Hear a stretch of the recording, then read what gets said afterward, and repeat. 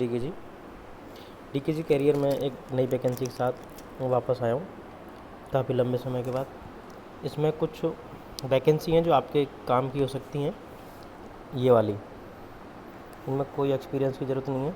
Statistical assistant, LDC, multitasking, बाकी सब में एक्सपीरियंस की ज़रूरत है। सेक्शन ऑफिसर और असिस्टेंट इनमें 2-2 साल और 3-3 साल का एक्सपीरियंस मांगा है। 4 साल का मांगा है लेवल 6 पे अगर जॉब कर रखी है आपने तो, और ये आपके मतलब की नहीं है, इसलिए मैं छोड़ देता हूँ। मैं ओनली फ्रेशर्स वाली जो वैकेंसी डिटेल बता रहा हूँ।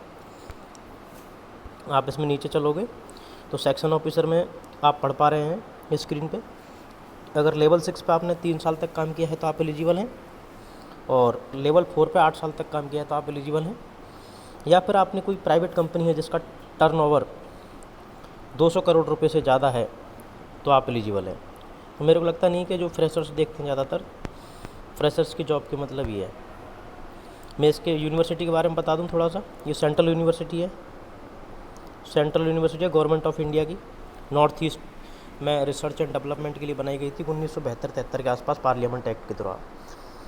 और सेंट्रल यूनिवर्सिटी काफ़ी अच्छी यूनिवर्सिटी होती हैं जिनका विजिटर्स राष्ट्रपति होता है direct. In the absence of राष्ट्रपति, राज्यपाल वहाँ की डिग्री प्रदान करता है।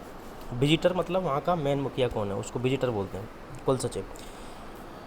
तो एलडीसी की अच्छी खासी वैकेंसी है। एक बात और मैं थोड़ी सी गाइड करूँगा कि अगर आपको ये एलडीसी की वैकेंसी यहाँ दिखा देता हूँ, ये रही। तो अगर आपको जॉब की नीड है तो ही आप जाना, बाकी आप ना वहाँ पे जाके पता चला कि आप परेशान हो रहे हो नॉर्थ ईस्ट में जाके। जिनको लगता है कि मेरे को जॉब चाहिए कहीं पे भी चला जाऊँगा, पांडिचेरी, सिक्किम, नागालैंड, कहीं पे भी चला जाऊँगा, गवर्नमेंट जॉब चाहिए, बस एक्सपीरियंस लेके वापस इधर आ जाऊँगा नॉर्थ ईस्ट, साउथ में साउथ वाले, और नॉर्थ वाले नॉर्थ में आ जाएंगे। एलडीसी एमटीएस का फॉर्म भर देना। सिलेबस और पैटर्न एसएससी का ही फॉलो होता है। एसएससी का अगर आपका सिलेबस कंप्लीट है, कोई भी हो, एसएससी, सीएचएसएल या सीजीएल, तो आप बेधड़क इस फॉर्म को भर दो, कोई दिक्कत नहीं आने वाली। इसका थोड़ा सा डिस्क्रिप्शन और देख लेते हैं अपन नीचे। एलडीसी आपको पता है लेवल 1 की जॉब होती है, और एलडीसी लेवल 2 की जॉब होती है, एमटीएस लेवल 2 की जॉब होती है 1900 पीरियड। लमसम दोनों में 30 के आसपास सैलरी बनती है, 30 एमटीएस में, 35 एलडीसी में। अब इसका देख लेते हैं फॉर्म की फीस और लास्ट डेट।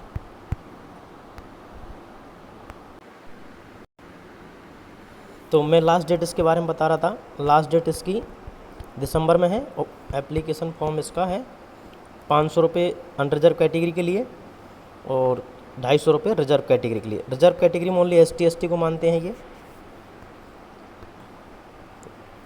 ये आपकी डेट हो गई यहाँ पे।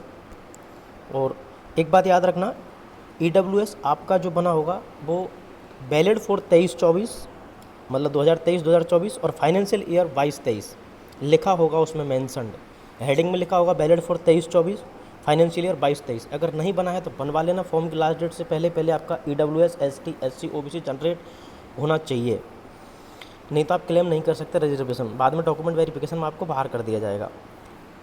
एक पॉइंट। दूसरा पॉइंट, आप फॉर्म जब भरोगे तो उसके लिए ना आपको फॉर्म तो भर दोगे, लेकिन फॉर्म को भेजना भी है। ये लड़के भूल जाते हैं अधिकतर कि हमने फॉर्म तो भरा, हमारा एग्जाम डेट क्यों नहीं आया।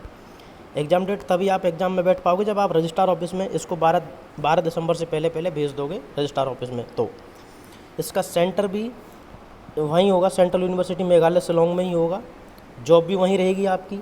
अगर आप चाहते हैं कि मैं नॉर्थ में या फिर अपने होम टाउन के आसपास नौकरी करूँ तो ये ट्रांसफरेबल जॉब नहीं है, लाइफ टाइम वहीं रहोगे। लेकिन कोई एक्सपीरियंस वाली वैकेंसी बहुत आती हैं। 50% वैकेंसी हायर ग्रेड पे वाली एक्सपीरियंस बेस वाली होती हैं कि आपने लेवल 4 जैसे लेवल 8 की वैकेंसी आई तो आपको लेवल 6 या लेवल 4 पे एक्सपीरियंस मांग लेगा, सेम एनालॉगस पोस्ट पे, जैसी पोस्ट आपने वहाँ धारण कर रखी है उसी वाली पोस्ट पे। तो आप उसका फ़ायदा उठा के नॉर्थ में या अपने नियर बाई होम टाउन आ सकते हो। और एक्सपीरियंस वाली वैकेंसियों की मैं गारंटी देता हूँ कि कट ऑफ ना 50% या 55% से ज़्यादा कभी भी नहीं जाती। इवन कई बार तो कैंडिडेट भी नहीं मिलते उनको। तो इसका फ़ायदा उठा सकते हो। ये उन्हीं के लिए पोस्ट है जो जॉब की नीड है, होम सिकनेस नहीं है, आराम से वो सर्वाइव कर सकते हैं, सैलरी का ज़्यादा इशू नहीं रहता, सेंट्रल गवर्नमेंट की जॉब है। तो आप तैयारी करते रहो। एसएससी का जो भी सिलेबस उसको एकदम अच्छे से फॉलो करो। एसएससी के सिलेबस को फॉलो करके कोई भी एग्जाम में बैठने जाओगे आप खुद फील करोगे कि मैंने सारा कुछ पढ़ा हुआ है इस एग्जाम में जो आया हुआ है। डिपेंड करेगा कि आपने कितनी बार रिवीजन किया उस सिलेबस का।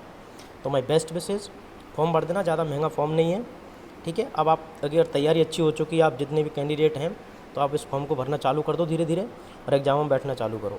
लेकिन ध्यान रखना पेपर से लॉन्ग में होगा, तो उस हिसाब से आपका माइंड सेटअप होना चाहिए। Best wishes, thank you. और आप अगर चैनल पर नए हैं तो सब्सक्राइब कर सकते हैं। मेरे पास जो भी इन्फॉर्मेशन आती है सब एकदम जेन्युइन आती है, because I am government employ, तो मैं आपको कोई भी झूठी इन्फॉर्मेशन नहीं देना चाहूँगा। Again best wishes, thank you and good luck.